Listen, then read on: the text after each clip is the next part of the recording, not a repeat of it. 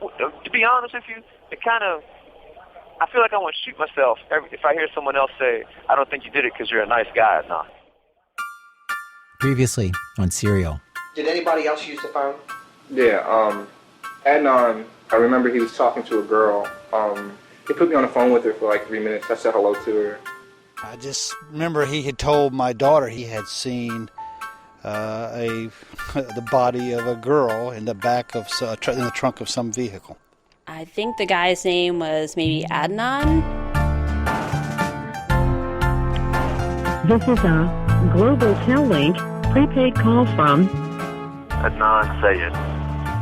an inmate at a Maryland Correctional Facility.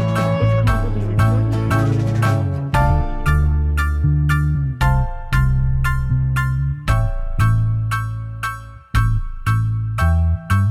From This American Life and WBEZ Chicago, it's Serial, one story told week by week. I'm Sarah Koenig.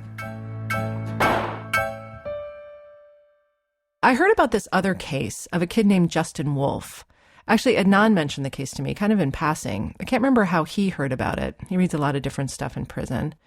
Anyway, we've been talking about the cell records and how they were used in Adnan's case. And Adnan said that in this other case of Justin Wolfe, cell records had also been used against him. But then Justin Wolfe's conviction was overturned, in part because of the cell records. So I looked up this case of Justin Wolfe just to see. And on paper, I have to say, it's sort of uncanny how many similarities there are with Adnan's case. All young people, first of all. Justin Wolfe was a suburban kid, 18, football player. People thought of him as a good kid, though he was selling pot and hanging around with some tougher types. This next part's different, obviously. He was convicted in the 2001 murder of a drug dealer who was shot 9 times. Justin Wolfe was not the shooter. The shooter was a slightly older friend of Wolfe's named Owen Barber, who got a deal in exchange for testifying against Justin Wolfe. Owen Barber told the cops that Justin Wolfe had hired him to kill the drug dealer. Wolfe was sentenced to death in Virginia. Wolfe's trial attorney later gave up his law license after the bar had initiated disciplinary charges against him for, this is the technical term, being a crappy lawyer. Oh, and there was a witness who was never heard from. Other than that, totally different case. Anyhow, eventually Owen Barber recanted. He said Justin Wolfe had nothing to do with the murder. He'd only implicated Wolfe to avoid a death sentence for himself. So I read all about this and thought, let me talk to the lawyer who helped figure out the flaws in the state's case against Justin Wolfe. Maybe she has some tips about how we should be looking at the cell records differently in Adnan's case. I looked her up. Her name is Deirdre Enright, and she works at the University of Virginia School of Law. She runs their Innocence Project clinic there. They do what Innocence Projects do. They reinvestigate old cases to see if someone's been wrongfully convicted. I called her and asked how she dealt with the cell records in the Justin Wolfe case, and she was kind of so-so on that topic. She gave me a couple of names to try. No great insights, though. But man, on every other topic, I found her so helpful. She started asking me about Adnan's case, and I ended up sending her a summary I'd made of the detective's reports. And then the next time we talked, I asked if she'd mind going to a studio. Hey, I read your synopsis of just to jump right into your case. Okay. I have a million questions for you, but it's very, very thin. Oh, the state's case. Yeah. After I started reading all the what you had, I started thinking, so everybody here is in high school, right? And why is Don doesn't appear to be of interest to anyone? Don was Hayes' new boyfriend. The police considered his alibi ironclad. He was working at LensCrafters all day. But see, this is how it is with Deirdre. A conversation with her never seems to begin exactly. It's already there, ongoing, her thoughts churning, and you just kind of join in when you're ready and hope you can keep up. She is not a small talker or a beater around of bushes. You discuss whatever it is you came to discuss, full on, looking it squarely in the face. She has no time for bullshit. And not because she's above it or anything, but because she actually has no time. She's one of the busiest and most curious people I've ever met. When you first talked to me about this case, the first thing I thought is, okay, do we have a jailhouse informant? Do we have a person who got way too sweet of a deal? Mm-hmm. Or when I read through your police notes, your summary of your police notes, I just kept going back to motive and thinking, that's a big black hole for me. I still don't understand why you want this girl dead. Yeah. Because she broke up with you. People break up with people all the time. Right. And I can't, and I'm a little concerned about racial profiling here, you know. Oh, really? On the part of Adnan. In other words, like he's a Pakistani Muslim and... Right. And people are saying, you know, his dark side, and his, you know, there was some notation about he was very controlling. And I thought, I wonder if he was really very controlling. And so there's that. Then a little bit I had the cell phone thing for us and Justin Wolf is that they used the cell phone records to say they cabin out the period of time when the shooter is driving to the place where the victim is and shooting him and then coming back.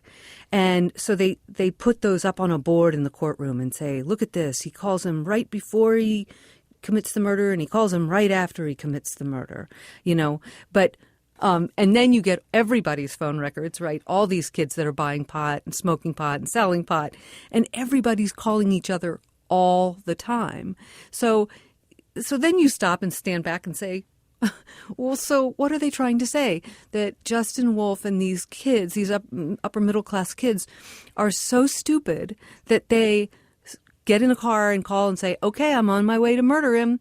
Okay, I just murdered him. I'm coming back now. I just murdered. You know what I mean? Like, who does that? And so, you know, now all these witnesses are saying, oh, no, we were just all calling each other to buy pot. Like, those calls that are infused with meaning by the prosecution's theory have no meaning in space. Yeah. I mean, it's funny, like, do you get cases, like, because in Adnan's case, I feel like, from what I can tell, you know, there's not sort of gross negligence or malfeasance or something on the part of the detectives or the state's attorney's office. Like, everyone seems to be doing their job, you know, responsibly. Just doesn't seem like there's an obvious, like, oh, they never looked at the new boyfriend, or, oh, they never questioned the guy who found the body. Like, it seems like and Adnan himself is not supplying anything super useful to say, like, here's why I can prove I didn't do this. Like, he has said out front, like, I can't give you, like, some clinching piece of information or evidence that's going to solve this. Like, I wish I could, but I can't. I just don't have it. Like, I don't know how to prove this. So, you know, that's I love hearing that because somewhere along the line I started realizing that when you have an innocent client, they are the least helpful people in the whole world because they don't know. They have no idea. Like, as soon as I realize I have an innocent client and that's the situation, I think, like, okay, well, I'll talk to you again when I've solved it because I'm not going to need you here. Because what's happening with Adnan is where I'll find something out that looks kind of bad for him. And I'll come to him with it and be like, why? It does seem like you maybe made this phone call in the middle of the afternoon at a time when you're saying you were at track, but the phone number is to someone who only you know and Jay didn't know. And so, like, there's this phone call with this girl, Nisha, and it's like this glaring thing to me in the middle of the phone record where I'm like, that's the one that kind of looks bad for you. Like, explain that to me. How do you explain that call to me? And then his answer is so kind of mealy or not so satisfying where he's just like, I can't explain it. Like, maybe it was a butt dial and like a machine picked up. And I'm like, but she's testifying that there's no machine on it. And he's just like, I don't know what to tell you. But like, I didn't have the phone. Like, I was at track. And I'm just like, I want to be like, no, explain it. Like, you should have an answer. And they can't. That's not surprising to you? Not at all. So there was a case that I had, the federal capital murder case, right, where my client, Daryl Rice, right, charged with killing 2 women hikers in the Shenandoah National Park and blah, blah, blah. They filed a motion saying the motive in this case was hatred. It was he hated lesbians. That's why he murdered these 2 women. So Daryl Rice was easy for me, not in the beginning, because his answers weren't self-serving and helpful the way you'd think. He's had time to think about this. Why doesn't he have a better answer than that? And then I started to realize because he hasn't been thinking about this because he didn't murder anybody. And so, like, I remember one day I had in there maps, right, to show him like where the crime scene was versus where the lodge was versus where mile marker 42 point, and so I put this all out on a table and get my reading glasses and then I said, so when you would camp there, can you show me where you were? And then he was like, okay, well, I didn't camp there. I would ride bikes there, and of course I'm like, okay, well, whatever. That, who cares? Whatever. You've been in the park before. And then finally I said, but in relation to the crime scene. And then he looked at me and it was so simple. But he said, well, I don't know where the crime scene was. So can you show me that? And I remember thinking, of course, I'm like everybody else. I think he knows where the crime scene is, right? How many, do you only take on cases where it's super clear to everyone involved, like on your side of the your side of the bar, or the bench rather, I guess, that this person is innocent or wrongfully convicted? Or do you take cases where you really don't know and you start down a road and 3/4 of your cases turns out he probably did it, so let's not take on that one? Or are you only working with cases where you're pretty sure from the get-go that the person's we innocent? don't know at the get-go because we're the people that decide whether it's going to go or not. Okay. So it goes every different way, right? Sometimes we start down the road and very quickly we talk to 4 witnesses, all of whom say, no, it was absolutely him. They have no reason to lie. We quickly realize, okay, we're being had here. So we are in the weeds about a lot of things for a long time until we figured it out. So today, we had team meetings for our 4 clinic cases. And those are 4 cases, 2 of whom we are sure already, 2 of whom we're just trying to figure it out. Yeah. But your guy went to a jury, which, that's relatively unusual. And I'm assuming he went to a jury because he was saying, I didn't do this. Right. Right. Mm-hmm. And so sometimes people say, I did some of this, but I didn't do all of this. So I'm going to trial. But he wasn't saying that. Yeah. He's always said the same thing, which is I had nothing to do with this. Right. Which I don't know. People, a lot of lawyers say, oh, they're all guilty. They're all guilty. I generally feel like, especially for most of my career, I was dealing with people. I wasn't a director at an innocence project, and I had a very clear sense of which of my clients did what, and that's because they told me. So I put some stock in people saying I didn't do it and staying with that. You do. Mm-hmm.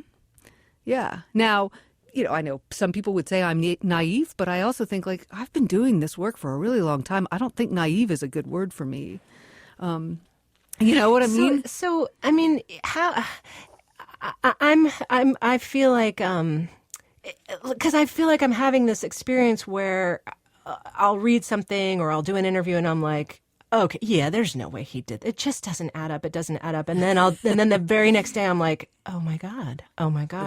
Look at the phone call to Nisha. Oh well, my God. yes. Or this friend said that he, behaved this way during the relationship. But this other girl I just talked to last night was like, no, he was really overbearing and possessive. And I'm like, wait, oh my God, maybe he did, Right. Do you have that? Does that still happen to you or do you just? Oh, I now actually teach that. I tell people all the time, you are juggling and everything's in the air and you're frozen, and you have to stay there until you've eliminated all questions. Because if you come down or catch one and get attached to it, you're going to make the same mistakes that law enforcement do. And I think too, when you keep going, what happens to me is that I reach a tipping point where I have answered questions to my satisfaction, and I have answers for everything, and my answers are better than law enforcement's answers. So when I read what you've given me, I just think you guys just don't have it. You just didn't. Nobody's really doing anything bad. People are trying to run down their leads and talk to people, but they don't have enough to go forward, but they do anyhow, right? So you've got bad feelings, and you've got Jay changing his story. I look at this as this is just a case that wasn't ready to be brought. You don't have enough to put Adnan away. Not to me, you don't. Yeah, but doesn't the fact that they did put him away mean that they had enough to put him away? Well, and they would say yes, and I would say no. And the reason I say that is because I look at this and think law enforcement and prosecutors and defense attorneys we act like if a jury will convict, then that's fine. And I think those of us who know a good case from a bad case should know that even if we can get a jury to convict, it doesn't mean we necessarily should ask them to do that. Is the so are you not? Does it not happen to you anymore? Where you're just like one day you think like, oh, he did it, and the next day you think, oh, no, he. Oh yeah, no. For the first however many months, thinking, oh yeah, of course it's him. Oh no, it's not him. But in order to revisit it in any kind of careful way, you have to revisit everything, right? And the good and the bad and whatever, and look at it with, an eyebrow up. Yeah. And sometimes it's going to stay exactly the way it is, and it's unsatisfying. I know, that's my fear, is I'm going to get through all this and just be like, oh. Yeah, and you might, and I can't pretend that I just thought of something that I think we should do unless you don't want to do it, and you can just think about this. Okay. So just today, one of my teams, and it's one of my better teams because it's a kid a law student who has summered at the FBI, and is going to work for the U.S. attorney. So he doesn't have my tree hugger, everyone's innocent instincts, but he's a really hard worker, and he has a team, and we just closed their case. And he came to me tonight and said, are you going to find me another good case? And I said, yeah, let me flip through tonight and see what we got. And I'm sitting here thinking, wait, I should assign them. Oh my God. Right? That's really, Well, I literally just thought of it when I was sitting here Okay. thinking, it's a lot of legwork. If we had a team of 5 students, we could get those things done, with people that are being supervised. So think about that. I'm totally hooked.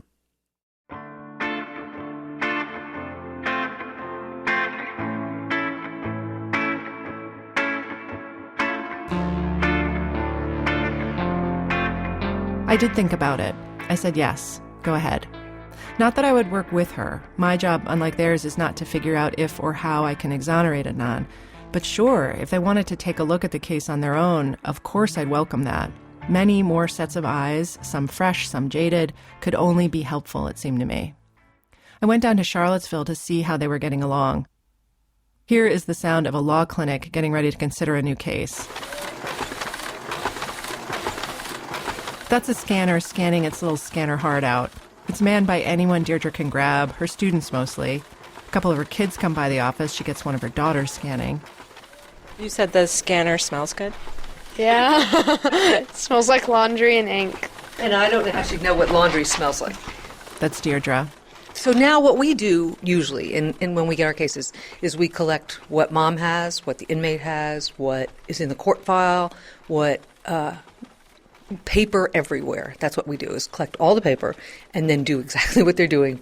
And then put the team and we say, take a weekend and read it all. Post-conviction work often involves going back and looking at physical evidence in a case. Some innocence projects only work with cases that have DNA evidence, for instance. Deirdre's group isn't one of those, but still she'll definitely take it if she can get it. At one point, Deirdre reads a printout of an email regarding evidence in Adnan's case. So this is an email in 2008 from the Baltimore police saying that he believes items from this case have been destroyed, but he doesn't have a document saying that that is true, so he can't be 100% sure. And he's the evidence control unit person. So, yeah, that's not good. I think there's 2 things to think about. There's a statute usually in every state about evidence retention, and that you can't destroy evidence until a case is over and done with. Doesn't mean they always honor it. The other thing I'm thinking about is, I can't tell you the number of cases where somebody says, I think it's gone, and then you go and you be annoying and you poke around and say, can I come back there and look? And they say, okay, we'll look. And then somebody goes, oh, here it is. So it's not fatal. So, do you see how I refuse to accept anything? It's true, I can't think of anyone more optimistic than Deirdre. Which, I don't know, I would have guessed that after doing this kind of work for decades and knowing how rare it is to reverse a conviction, you'd naturally settle in as a pessimist. But maybe the opposite is true, that because your chances are so low, you have to look on the bright side in order to do this work at all. Otherwise, you couldn't function. Once Deirdre and her students digest this massive amount of paper, the next step is to decide what they've got on their hands. The first thing they do, says Deirdre, is to give Adnan back the presumption of innocence. That's kind of a profound thing when you think about it. It's supposed to happen the first time around at trial, but it seems like no one in the profession really believes that it does. Because you can't help it. As a juror, you figure the guy sitting behind the defense table must have done something wrong. So Deirdre's team starts with the premise that he didn't do it, and then they see where that road takes them. If where they end up is that they think maybe Adnan really is innocent, then they have to figure out if there's any way they can prove that in court. The answer to that could definitely be no. Because the evidence is gone, the people won't change their minds, there's no legal remedy. It's just, those things are just, after time, those things are usually harder to get to. As a legal question, Deirdre says they should only have to prove Adnan isn't their guy. He's not the killer.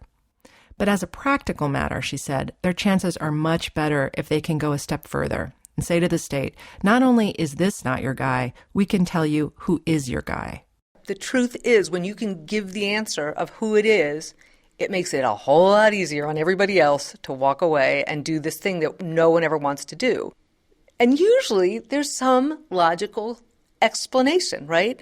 There is a guy, there is a serial killer, there's somebody who's motivated, there's somebody who hated hay. Like, usually there's something. So you don't have to, but I always tell people, you have to.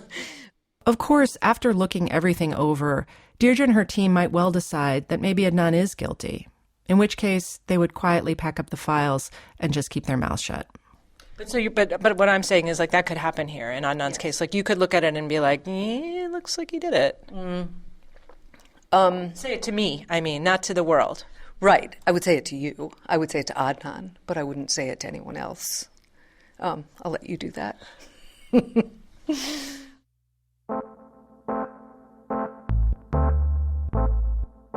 4 weeks later, I checked back in with Deirdre and two of her students, Katie Clifford and Mario Pea. They'd read through all the files. Do any of you guys think Adnan's guilty? No. No. I wouldn't have been able to find him guilty with this. No, this is one of the things that was very odd when I first started reading this case, was how precisely he was convicted under this amount of material. But no, I do not see him as being guilty at this point. I would just, at this point, knowing what I know, I would say, I guess I'd have to put him in the person of interest category because he was an old boyfriend. But even that, I would think, like, but I see no evidence that he was mad. Mountains of reasonable doubt. Yeah.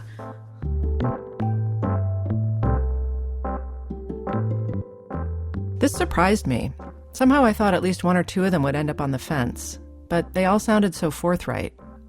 They said the big things that troubled them were the same things that troubled me, namely Jay's shifting statements to police and how the cell tower information didn't fully match Jay's narrative. But the other stuff they seized on was stuff I hadn't paid much attention to at all, the forensic reports, or rather the relative lack of forensic reports. This is Katie. Because in our files, we have a lot of things, evidence they collected that sent off, and we don't have reports for everything. And we are curious about the results that we don't have and whether or not those exist and just why they're not in the files that we have. The liquor bottle, for one. That bottle of Coronet VSQ brandy that was found right near Hayes' body. A lab report says they recovered nucleated epithelial cells from the mouth of the bottle and from the cap. But that's all. It just says, quote, retained for future possible analysis, unquote. But the future never came. They never tested those cells for DNA. Then Mario didn't like the report on the fibers. 2 fibers, one reddish that was found near Hayes' head, and one that I think was fluorescent blue, it's a little hard to tell from the report, that was found underneath her in the soil. Mario didn't think they were tested against enough samples. For instance, they weren't tested against a rope that was also found right near the body. I would think that you would be able to compare the fibers to the rope or compare the fibers to whatever you can get your hands on. And I didn't actually see that ever get tested. The fibers were tested against some things, but nothing came back of significance. And then the fibers just, the fact of the fibers just kind of went away. As for the rope, which from a photo looks sort of like a laundry line, it wasn't tested at all for anything. Deirdre says that kind of thing happens a lot, where investigators will say, oh, that item we collected? It's not relevant. It's not connected to what happened, so there's no point in testing. So another case that I had, anything that didn't match the perp or the suspect that they had, they just ignored it, right? And they would say, well, that's outside the crime scene. That's really not inside the crime scene. So those beer cans over there, we're not going to test there because that's too far away. We're going to call that outside the crime scene.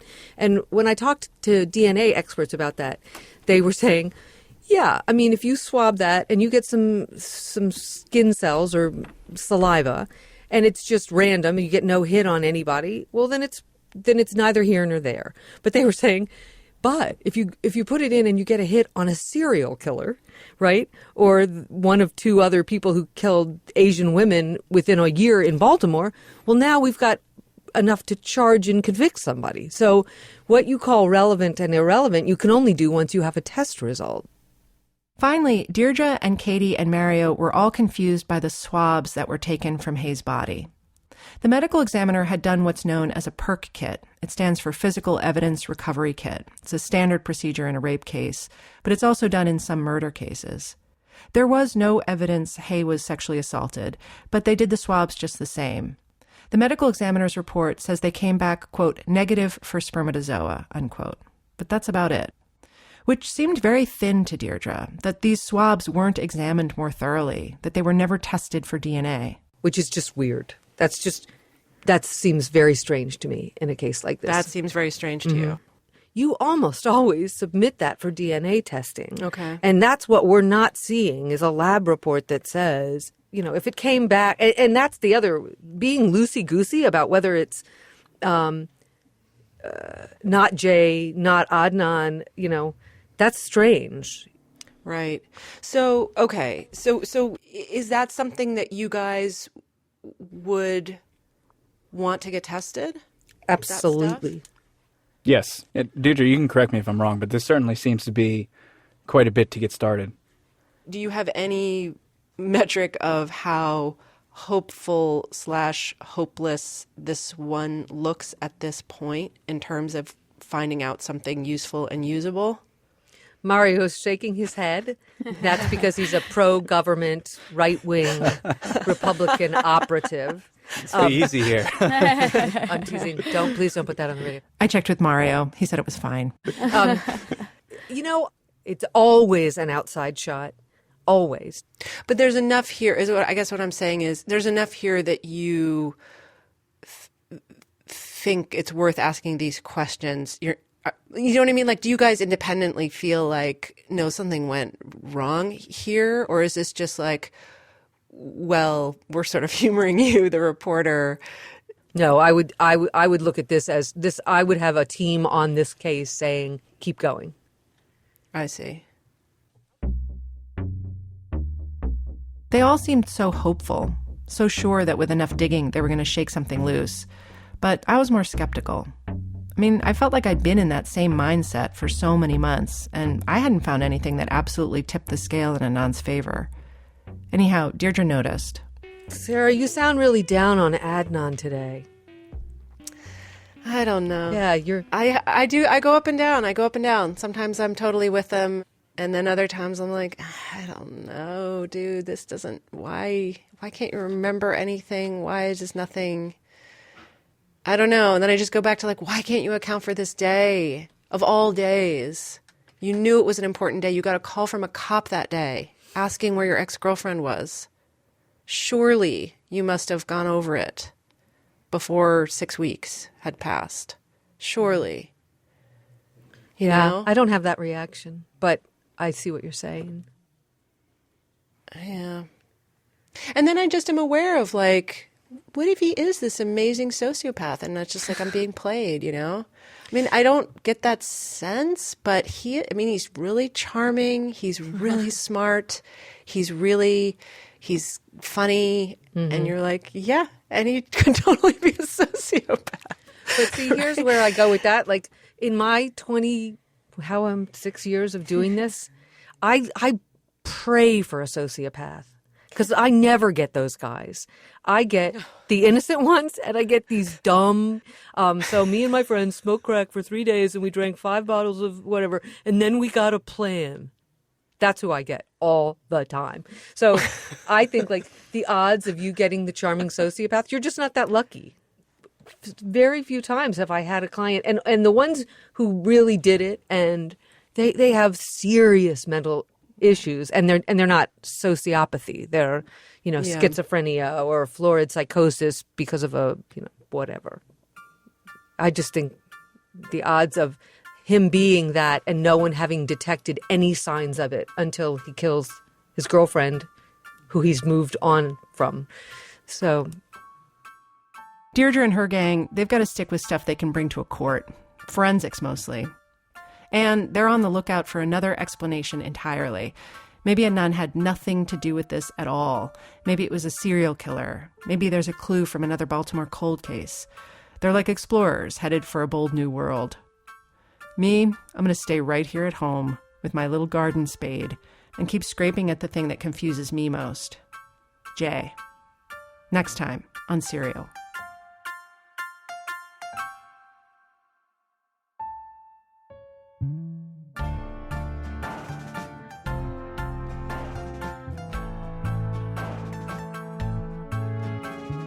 Serial is produced by Julie Snyder, Dana Chivvis, and me. Emily Condon is our production and operations manager. Ira Glass is our editorial advisor.